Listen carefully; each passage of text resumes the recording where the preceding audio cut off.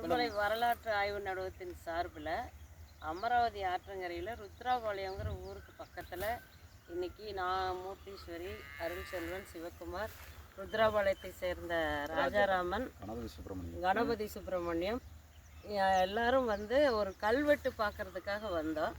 வந்த இடத்துல அதன் அருகில் கோயில் மேடுன்னு ஒரு சொல்கிற இடம். இந்த கோயில் இருந்ததுக்கு அடையாளமான கல் தூண்கள் எல்லாம் இருக்குது. நமக்கு தெரியும் வரலாற்று இடங்களை ஆய்வு செய்யும்போது நிறைய சின்ன கோயில்களில் பெருங்கற்கால, புதிய கற்கால, பழைய கற்கால, புதிய கற்கால மனிதர்கள் உபயோகப்படுத்தின கல் ஆயுதங்கள் தான் சாமி மாதிரி நட்டு வச்சுருப்பாங்க. என்னோடய பணியில் நான் அது மாதிரி நிறைய பார்த்துருக்குறேன்.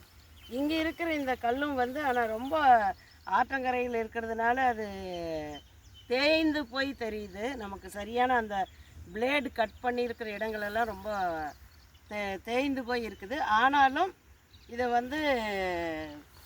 அந்த கல் ஆயுதங்களாக இருக்கக்கூடுமோன்ற நமக்கு ஒரு சந்தேகம் வருது. இதெல்லாம் இன்னும் இந்த இடங்களில் ஆராய்ச்சி பண்ணி இது போன்ற கற்கால ஆயுதங்கள் கிடைக்குதான்னு பார்க்கணும். ஏன்னா நமக்கு தெரியும் நாகரிகங்கள் எல்லாம் நதிக்கரையில் தான் தோன்றி இருக்குன்னா அமராவதி ஆற்றங்கரை அதுக்கு மிக பெயர் பெற்றது.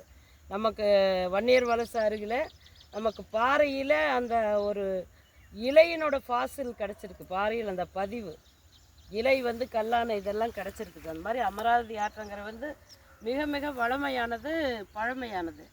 அதனால் இது கற்கால ஆயுதங்களாக இருக்கலாம் அப்படின்னு இன்னும் மேலே இங்கே ஆராய்ச்சி பண்ணலாங்கிறதுக்காக உடுமலை வரலாற்று ஆய்வு நடுவம் முன்னெடுத்திருக்கு.